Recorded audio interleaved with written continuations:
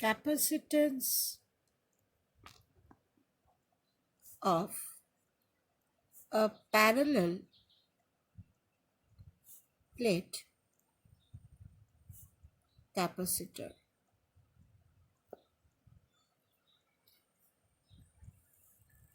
Now, what is a parallel plate capacitor? Say you have a plate over here which is positively charged, and you bring another conducting plate over here. Let this plate be A and this plate be B. The positive charge will induce a negative charge over here, and you will have a positive charge on the other side. Now this negative charge will reduce the potential of A, and this positive charge will increase the potential of A. We know Q is equal to CV, so C is equal to Q by V. Presence of the conducting plate B, what happens? Here what happens to V? The negative charge is decreasing the potential of A, and the positive charge increases the potential of A. But since negative charge is closer to A, its effect is more. So what happens? As a resultant of this negative and positive, the tug of war, the negative charge wins. The negative charge now reduces the potential of A. Resultant potential will be reduction because negative is closer and its effect will be more.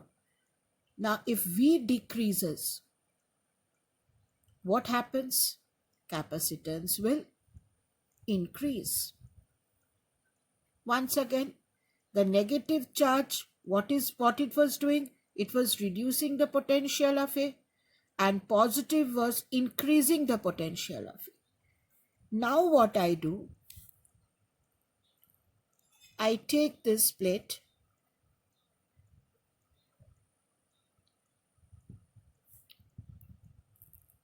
this was my plate A, this was my B, this side was negative. I earth the other side. Now when I earth the other side, electrons will come and neutralize the positive charge. Negative charge cannot move as these are bound charges. Who is holding them? This positive charge is holding them. Those are bound charges. So now what happens? The positive charge, which was increasing my potential of A, is no more. So what happens? Only negative charge is reducing the potential of A. So my potential is further reduced and capacitance is further increased. This is called a parallel plate capacitor. This is called a parallel plate capacitor. Now I have to find out the capacitance of this capacitor. Now, if you remember in Gauss's theorem,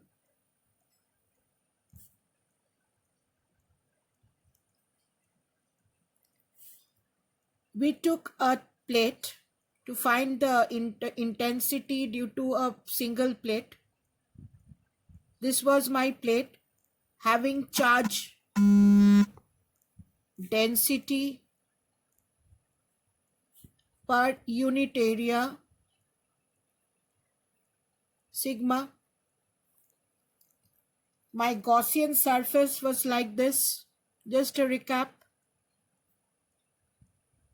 This was my Gaussian surface. The three areas, this one S1, area vectors, this one S2, and the curved surface for cylinder is S3. Intensity for the positive charge was outward.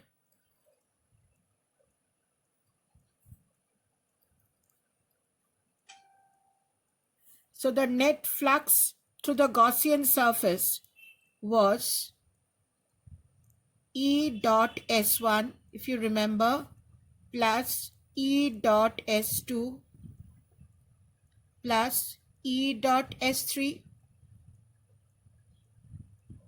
Now angle between E and S1 here, theta is 0 degree. Again for E and S2, theta is 0 degree. But for E and S3, the angle is 90 degree. So for here, when you do the dot product, here theta was 90 degree.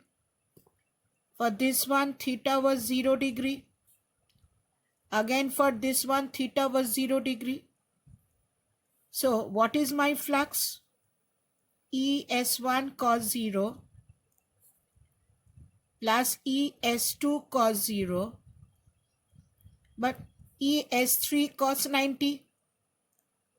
Now what is the value of cos 90? Cos 90 is 0. This is 1. This is 1. Value of cos 0 is 1. Value of cos 0 is 1. Now S1 is equal to S2. S1 equal to S2. We take it as S. So what is my flux now? ES plus ES. Now Gauss said, what was Gauss's theorem? Net flux through any Gaussian surface is net enclosed charge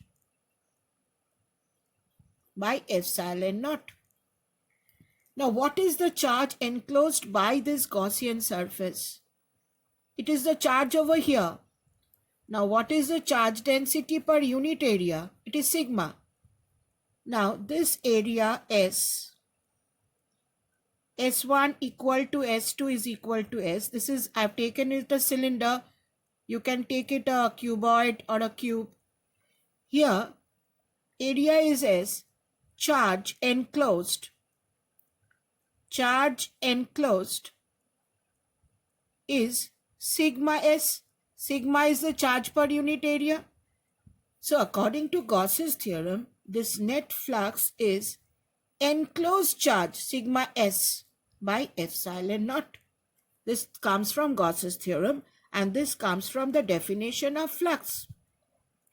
So what we have here, twice ES is equal to sigma S by epsilon naught. Now S cancels.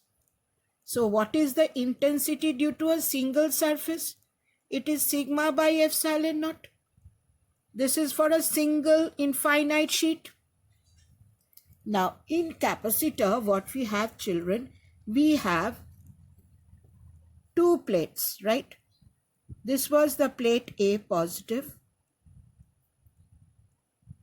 And you have a neighboring conductor B with a negative charge this side and this side as earth. This was a parallel plate capacitor. I have shown you. Now, if I take the intensity in this region 1, in this region 1, what is the intensity here? Now for a single plate, what is the intensity? For a single plate, it is sigma by epsilon naught. Now come back to this diagram. Intensity is a vector quantity. For positive charge, intensity is outward. For negative, it is inward. So you see here both the intensities in this region adds up. If you consider both the plates having charge density sigma, so intensity inside becomes sigma by epsilon naught. This will be sigma by 2 epsilon naught. Sigma by 2 epsilon naught, children. Sorry, it would have been, the 2 would have come over here. So E inside here becomes sigma by 2 epsilon naught for plate A. Again sigma by 2 epsilon naught for plate B. They have added up because intensity is a vector quantity. For positive charge, it is outward. For negative charge, it is inward. So what is the intensity inside? Sigma by epsilon naught if you add. Now what is sigma? Sigma is charge per unit area. Sigma is Q by A. This Q by A is sigma. What is A? A is the area of the plates.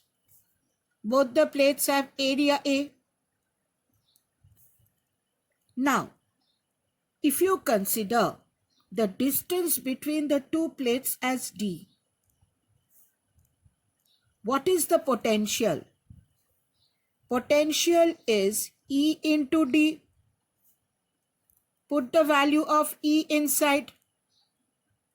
It is Q by A epsilon naught into d. Now, in case there is a dielectric medium present, then the formula becomes Q by Ka epsilon naught into d. Here comes the K, dielectric medium K. Now, once you get this V, children, you have come to the last end of your derivation, because we all know Q equal to CV, therefore C is equal to Q by V. Put the value of V over here. So what you have here?